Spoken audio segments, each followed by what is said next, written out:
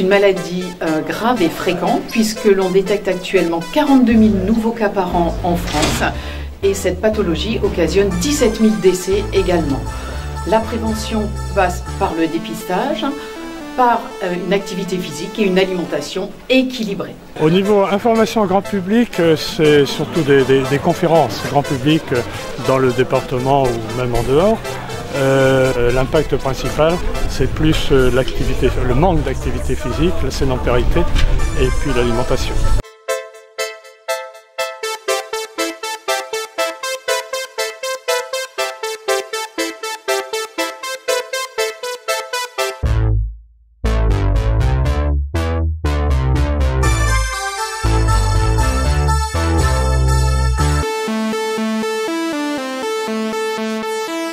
On va être une dizaine de coachs à initier en fait les gens qui n'ont jamais pratiqué avec les bâtons.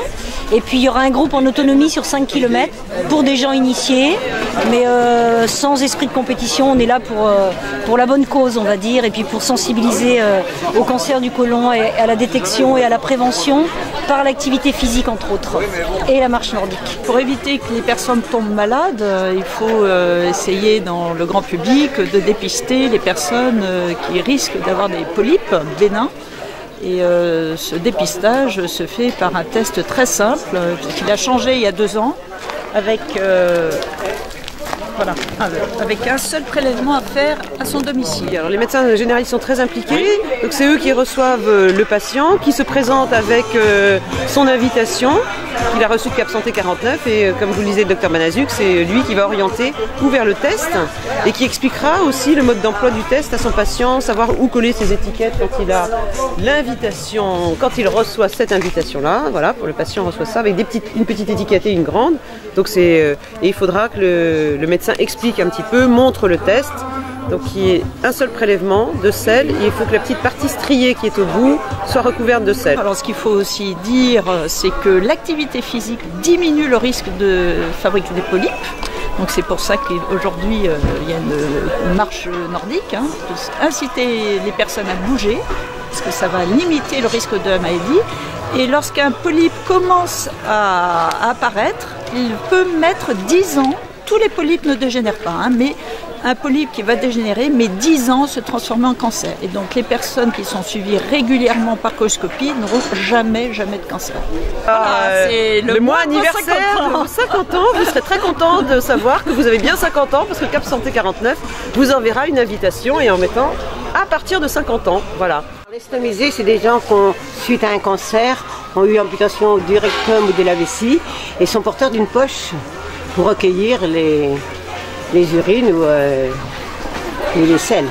Ça c'est des digestifs avec vide et ça c'est des urinaires. Et c'est notre vécu qu'on veut exposer pour faire voir aux gens qu'on arrive quand même à bien vivre en prenant certaines précautions. Les activités sont essentiellement des récoltes de fonds, de legs, de subventions pour en fait les reverser intégralement dans les missions sociales de la Ligue qui sont la recherche, qui sont la prévention, le dépistage et également l'aide aux malades et à leurs proches.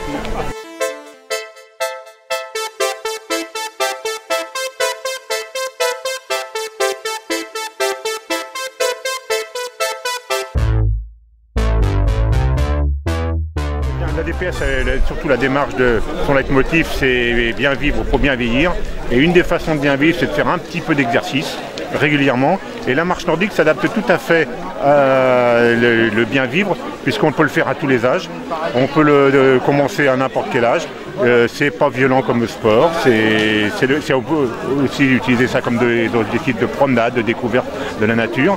Et le fait que Mars Bleu ait pris ce thème, et ben forcément, nous on s'est adjoint avec l'organisation. C'était un plus. Et puis on est tout à fait dans notre rôle d'aider, puisque aussi la DPS doit faire de la prévention et de l'information. Donc le fait que ce soit sur le cancer colorectal, tout ça, on est vraiment dans l'objectif et l'objet de notre association. Tout ça, les membres de la DPS, au départ, ce sont des clients Alliance dans le domaine de la santé, des clients en complémentaire santé, qui organisent cette association à but d'abord d'aide sociale pour tous les adhérents qui pour une raison ou pour une autre ont des difficultés passagères pour payer leurs cotisations ou des dépassements d'honoraires ou des frais médicaux importants. On leur apporte une aide sociale. On fait aussi de l'information à partir de l'éco-santé, un petit document qui est envoyé à tous les adhérents par le site internet, par des mails. Et aussi, on aide des associations qui œuvrent dans ce domaine de la santé, de la vieillesse, du handicap et de l'enfance.